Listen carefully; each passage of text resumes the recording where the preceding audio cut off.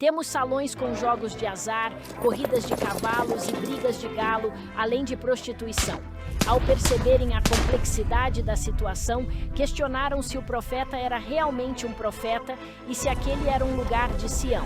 E para resistir às calamidades do último dia, seguir os mandamentos dados era essencial, incluindo a santificação do sábado. Olá! Bem-vindos de volta à Central das Escrituras. Eu sou Lynn Hilton Wilson e quero convidá-los para a história da igreja. Vamos examinar as sessões 58 e 59. Quero passar a maior parte do nosso tempo falando sobre como o Missouri se tornou Sião, como criamos Sião. E nós aqui da Central das Escrituras tentamos edificar a fé duradoura em Jesus Cristo, defendendo e iluminando as Escrituras restauradas. Então, espero que vocês gostem de um pouco de história, de antecedentes históricos. E mais ou menos na metade do episódio, convidarei Alex Ball para se juntar a nós e falar sobre a dedicação do local do templo no condado de Jackson, Missouri.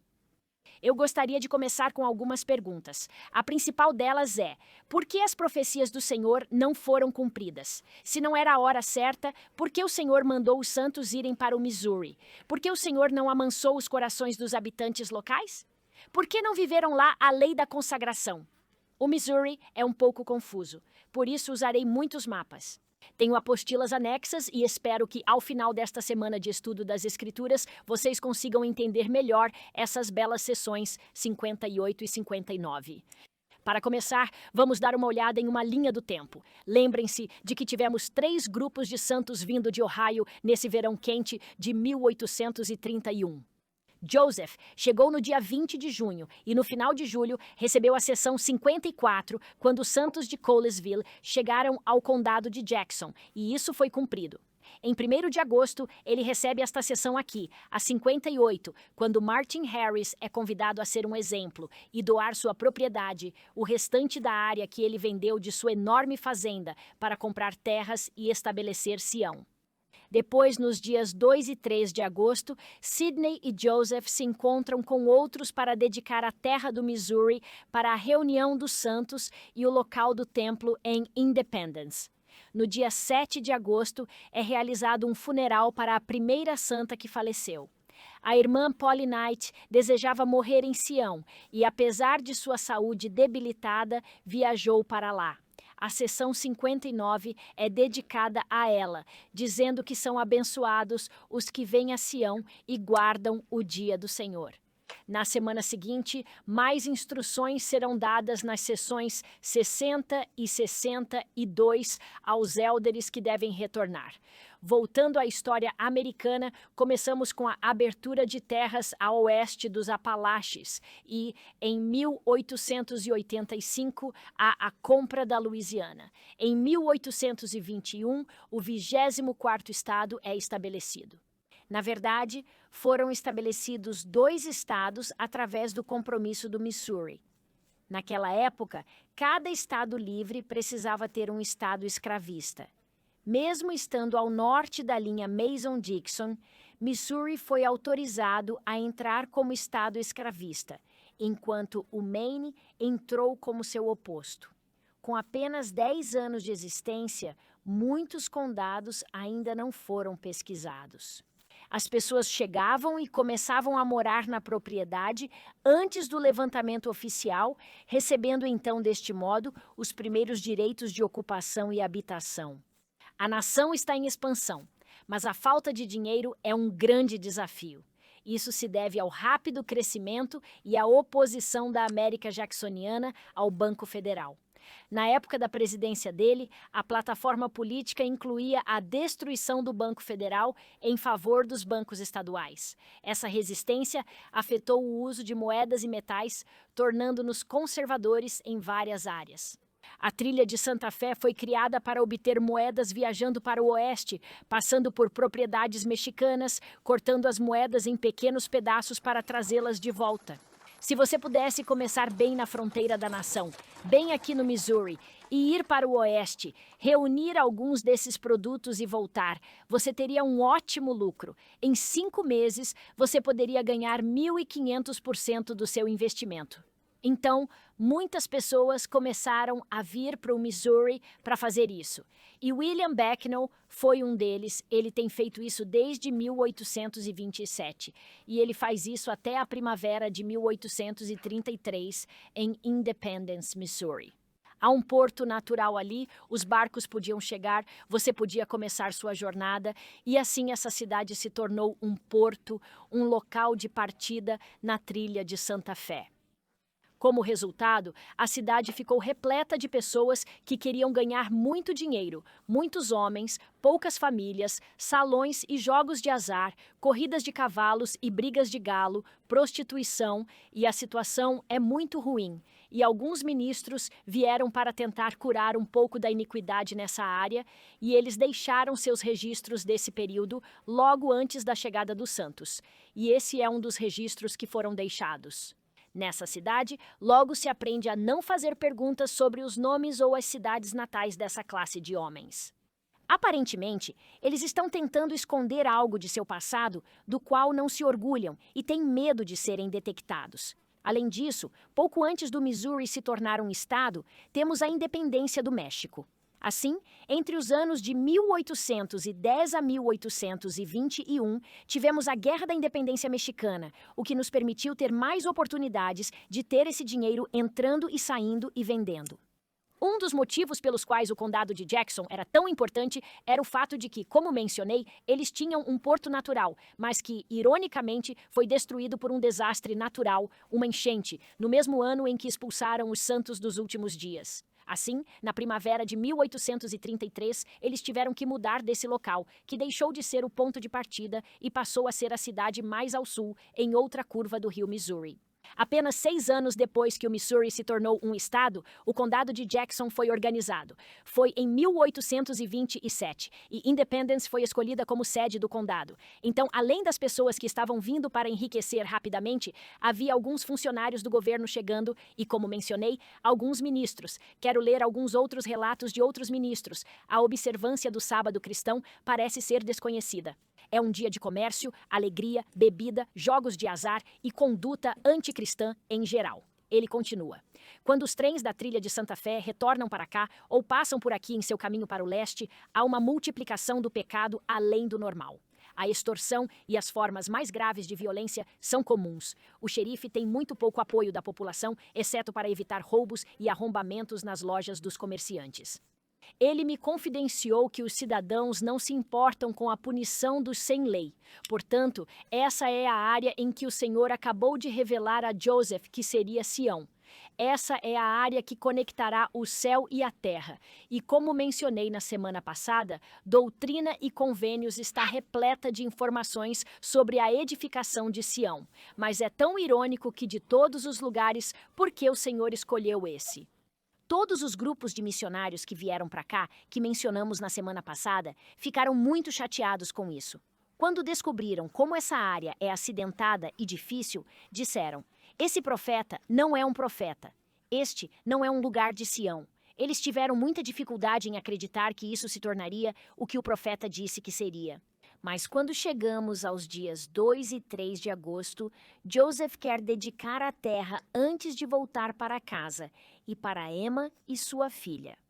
Nos dias 2 e 3 de agosto, Joseph, Sidney e alguns élderes se reúnem para a dedicação dessa terra de Sião e também para estabelecer um lote para o templo.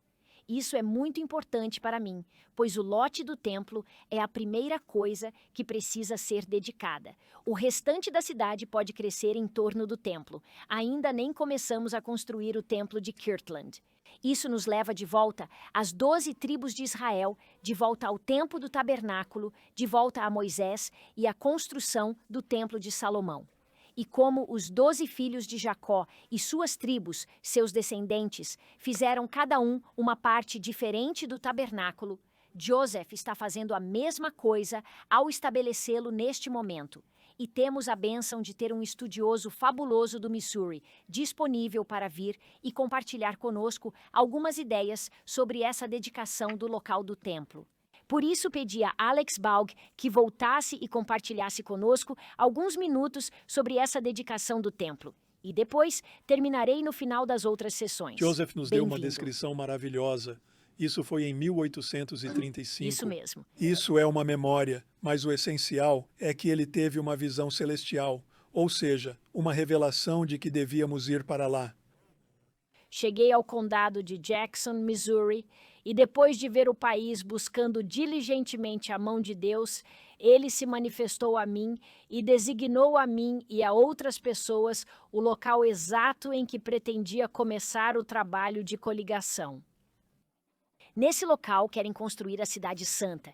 Eles serão chamados de Sião. Sião porque será um lugar de justiça. E tudo isso está no tempo futuro. Ele está bem ciente de que isso precisa acontecer no futuro. Acho que essa é uma descrição maravilhosa, portanto, foi por revelação que ele entendeu onde deveria estar. E devo lhe dizer que o local do templo é, na verdade, a maior elevação da área. É uma área muito plana. Mas é uma área muito É uma área plana, muito plana, mas à medida que você sobe, você pode vê-la um pouco neste diagrama. inclinada. Há uma pequena e agradável inclinação e gostamos de construir templos em colinas. Por isso acho muito interessante que ele tenha pesquisado o campo e assim por diante. Agora, há provavelmente 8 pessoas que realmente estiveram lá. Bem, acho que podemos dizer com segurança que foram Joseph Smith, esse Joseph Coe, Oliver Cowdery, Sidney Gilbert, Martin Harris, Newell Knight, Edward Partridge, W. Phelps e Sidney Rigdon. Certo, só quero que saibam que isso foi tão importante que várias pessoas falam sobre isso. E esse é outro relato de Joseph Smith que foi incluído em sua história. E ele menciona esses indivíduos, mas observa que o Salmo 87, foi lido, e a cena era solene e impressionante. Portanto, isso foi poderoso para ele. Muito obrigada, Alex, por dedicar seu tempo a nos acompanhar. Gostaria apenas de lembrá-lo de algumas diferenças entre o Norte e o Sul. Falamos no início desta palestra sobre como aconteceu o compromisso do Missouri, mas há algumas diferenças significativas entre as pessoas que vivem nesses lugares. E esse grupo de santos que veio como Yankees, a maioria deles é da Nova Inglaterra. A maioria deles tem uma grande herança na tradição puritana. Eles encontrarão algumas ideias muito diferentes aqui. Só para lembrar, os sulistas eram mais aristocráticos. Em termos religiosos, eram mais britânicos, anglicanos e episcopais. Depois da Guerra Revolucionária, eles mudaram seu nome para a tradição religiosa episcopal. Eles ainda tinham muita hierarquia social. Isso não vem apenas de suas plantações, mas da ideia de que há os ricos e há os escravos pobres. E as pessoas do Sul, por causa dessa herança das plantações, realmente tinham um desejo por terras. Assim, quando chegam ao Missouri, a terra significa tudo para eles, e eles a querem. E eles não apenas apoiam a escravidão, mas também desprezam os nativos americanos. Lembrem que os nativos americanos, sob o comando de Andrew Jackson e de outras lideranças presidenciais, tentaram expulsar os nativos americanos. Foi a chamada Trilha das Lágrimas. Eles tentaram removê-los para a fronteira mais a oeste, que é o outro lado do Missouri atualmente. E os sulistas também tinham essa ideia de que o poder estava certo. Infelizmente, temos uma visão muito diferente quando os santos chegam. É muito mais do que apenas o sotaque que é diferente, a maneira como lavam suas roupas e os alimentos que comem. Há algumas diferenças teológicas e é muito difícil para eles superá-las. Mas agora vamos ver especificamente como o Senhor preparou o povo para algumas dessas dificuldades. Quando olho para a seção 58 e os versículos logo no início, do 1º ao 4º, o Senhor diz que, depois de muita tribulação, vêm as bênçãos. Sabe, Ele está lhes dando alguns avisos importantes, e Ele já havia avisado os santos sobre isso antes. De fato, Ele repete 4 vezes que isso será difícil. E os santos e os missionários que vieram já passaram por dificuldades. Sabe, eles viajaram mais de 1000 quilômetros quando saíram de Kirtland para chegar aqui. Mas à medida que continuamos a examinar os versículos de 4 a 7, novamente se repete que depois de muita tribulação, o Senhor diz que a hora ainda não chegou, mas está próxima. E então, Ele os lembra. Vocês estão lançando o alicerce sobre o qual Sião se firmará. Portanto, ele não está lhes dizendo que Sião será construída em sua geração. De fato, ele lhes dá algumas parábolas aqui. Falaremos mais sobre elas na próxima semana. Mas ele dá a parábola da festa de casamento. Ele as conta, não apenas em Mateus 22, mas também no livro de Apocalipse, e ele as recita aqui. Estou fascinada com o fato de que ele está dando parábolas para prepará-los para a segunda vinda bem aqui, quando estão tentando estabelecer Sião. O que isso nos diz? Sempre que ouvirmos uma referência a uma parábola do Novo Testamento, pergunte a si mesmo: o que o Senhor quer que aprendamos sobre isso? O que aprendemos no Novo Testamento sobre isso? Você sabe, essa é a vinda do noivo. Trata-se da segunda vinda de Cristo. E ele está tentando dizer aos santos que vocês estão colocando o dedo do pé na água, mas ainda não aprenderam a nadar. Vocês têm muito mais a fazer. E no versículo 9, continuamos a ler que a ceia da casa do Senhor está bem preparada e para a qual todas as nações serão convidadas. Sabe, essa não é uma questão apenas do norte e do sul. Não se trata apenas de um pequeno grupo de santos. Sabe, todas as nações virão. A parte complicada é que ele usa palavras como próximo. Sabe, mas para alguém que controla os relógios cósmicos, como diz Neil A. Maxwell, temos dificuldade em ver isso. Mas o Senhor quer convidar todos para essa festa de casamento, o rico e o pobre, o nobre e o coxo. Essa é uma bela sessão. Adoro os versículos 27 e 28. Esses versículos 27 e 28 na sessão 58 são um encorajamento poderoso para todos. Quer você esteja trabalhando por conta própria ou para outra pessoa, quer seja um estudante ou uma criança, o Senhor quer que estejamos trabalhando na construção do reino de Deus. Os homens, referindo-se a homens, mulheres, crianças, velhos, jovens, pobres, ricos, devem estar ansiosamente engajados em uma boa causa e fazer muitas coisas de livre e espontânea vontade para realizar muita justiça, pois o poder está neles. Esses versículos 27 e 28 na seção 58 são um encorajamento poderoso para todos. Quer você esteja trabalhando por conta própria ou para outra pessoa, quer seja um estudante ou uma criança, o Senhor quer que estejamos trabalhando na construção do reino de Deus. Gosto muito do esclarecimento que o Elder Anderson deu uma vez e o Elder Bednar, e não importa de quem você esteja recebendo o seu salário, você trabalha para o Senhor e não se esqueça disso. Agora, como estão construindo Sião, eles precisam começar a ter os meios para comprar algumas dessas terras. Agora, eles não podem comprá-las até que tenham sido pesquisadas, mas a consagração das terras é solicitada primeiro a Martin Harris para que isso seja feito. Como se lembram, mencionamos algumas vezes que Martin Harris teve de hipotecar pelo menos metade de sua grande fazenda. Ele teve que hipotecar mais de 150 acres e depois doar e vender esses acres para publicar o livro de Mormon. Agora, sua esposa o deixou e ele foi solicitado a doar o restante do dinheiro que ganhou com sua fazenda em Palmyra, Nova York, para comprar terras aqui no condado de Jackson, Missouri. E esse santo maravilhoso faz isso, e eles estão se esforçando para viver uma lei de consagração aqui. Eles estão tentando viver a lei em que não temos propriedade no sentido de ganância, propriedade no sentido de individualismo. Temos uma mordomia sobre a propriedade de Deus e temos de levar nossa mordomia tão a sério que precisamos prestar contas. É como se fôssemos donos dela, é como se estivéssemos aqui para sempre. O Senhor pediu a eles na semana passada que investissem, mas nesta semana ele disse que o tempo ainda não chegou por muitos anos. Ele está tentando avisá-los, mas ainda quero que vocês comprem. Ainda quero que vocês o tratem dessa forma. Acho que quando olhamos para a história do Missouri, estamos começando aqui no condado de Jackson, no ano do Senhor, de 1831 a 1833. Depois eles tiveram que atravessar o rio para o norte quando fomos expulsos. E então pudemos estabelecer nossos próprios condados, como Caldwell. Mas também foram para o condado de Lafayette e se espalharam. É difícil aprender sobre esses tempos e lugares, por isso tenho mapas para que possam ver para onde eles foram. Mas, neste momento, a igreja está muito adiantada. Estamos apenas na parte inicial, onde ocorreu a dedicação do terreno do templo, sobre a qual Alex acabou de falar de forma tão bela. A sessão 59 surge no funeral de Polly Knight. E esse é um exemplo muito valente de alguém que suportou muito bem. Sua saúde era muito precária. Ela não era tão velha assim. Acho que ela tinha apenas 56 anos de idade. Mas ela queria viajar para Sião. Ela queria estar lá com os santos. Algumas coisas bonitas aparecem nessa sessão. Gostaria de enfatizar algumas delas ao analisarmos não apenas o contexto histórico do maravilhoso exemplo de Polly, mas também algumas das palavras específicas. Na seção 59, versículo 4, o Senhor diz que os mandamentos são, na verdade, bênçãos. Você sabe, mandamento e controle têm uma conotação um pouco negativa na língua inglesa, mas em outros idiomas talvez não tanto. Não deveríamos ver os mandamentos de Deus como oportunidades de bênçãos? Esse é um mandamento enorme que Ele está dando a esses santos. Ele está pedindo a eles que façam algo muito, muito difícil.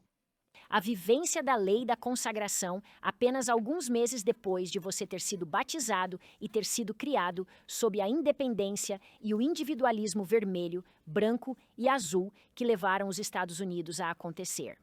Mas ele os está lembrando de que suas leis são mais elevadas e que suas leis realmente trarão bênçãos se as vivermos com exatidão.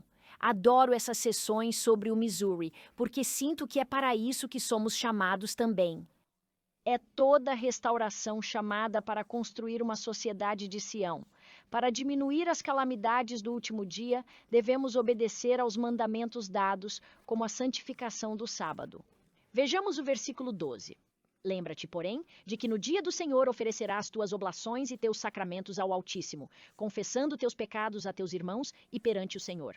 Lembrem-se de que isso está em oposição ao que disse aquele ministro itinerante. Ele disse que no condado de Jackson, Missouri, eles nem sabem o que é o dia do Senhor. Sabe, as lojas estão abertas, tudo está acontecendo. Isso era oposto ao restante da herança da Nova Inglaterra, que ainda vivia sob as leis azuis. Lembrem-se de que as leis azuis diziam que era preciso ir à igreja 2 vezes por mês e manter o dia do Senhor sagrado no edifício.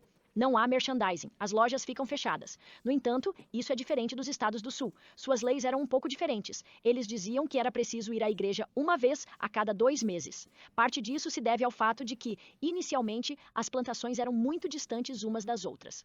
Por isso, era mais difícil ir à igreja. Eles não têm o mesmo entendimento do significado da religião. Portanto, faz sentido que esse mandamento seja dado aos santos. Devemos santificar o dia do Senhor. Mas também estamos tentando fazer o trabalho missionário e tentando viver em uma cultura em que o sábado não é santificado.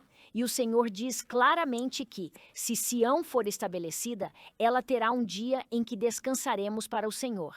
Lembrem-se, vir ao Senhor é vir à nossa exaltação, é vir ao descanso do Senhor.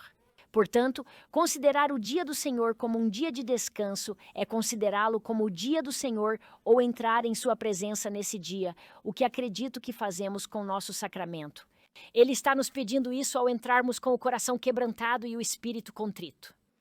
Aprecio muito a declaração do presidente Hinckley sobre o dia do Senhor. O dia do Senhor está se tornando o dia de lazer das pessoas. É um dia de golfe e futebol na televisão, de compras e vendas em nossas lojas e mercados. Será que estamos nos tornando a corrente principal dos Estados Unidos, como acreditam alguns observadores? Temo que sim. Que coisa reveladora é ver os estacionamentos dos mercados lotados no domingo em comunidades predominantemente sud. Nossa força para o futuro, nossa resolução de fazer a igreja crescer em todo o mundo será enfraquecida se violarmos a vontade do Senhor nessa importante questão. Ele falou de forma muito clara, antigamente e novamente na revelação moderna. Não podemos simplesmente ignorar impunemente o que ele disse. Isso foi em 1997, mas ainda é um grande problema. Nessa sessão, ele nos pede que permaneçamos limpos das manchas do mundo. E a maneira de nos mantermos limpos das manchas do mundo é santificando o dia do Senhor. O presidente Nelson disse: "Eu me pergunto, se o dia do Senhor é um sinal de meus convênios, que sinal estou dando a Deus? Há algo de errado em fazer uma caminhada na natureza com a família? Se estiver fazendo isso como um sinal para Deus de amor e apreciação por suas coisas, não. Vamos encarar o dia do Senhor como algo maravilhoso e nos prepararmos para estar na presença do Senhor no dia do Senhor. É importante fazer os sacrifícios que o Senhor nos pede em doutrina e convênios. Ele pede a eles que obedeçam aos mandamentos como uma bênção. Recentemente, pediu que viajassem mais de 1.000 quilômetros estando desprevenidos. Estão começando do zero, caçando esquilos e colhendo dentes de leão na natureza. Mesmo sem recursos, ele pede que construam Sião, pois é mais que um local. O Senhor também está nos pedindo para construir Sião.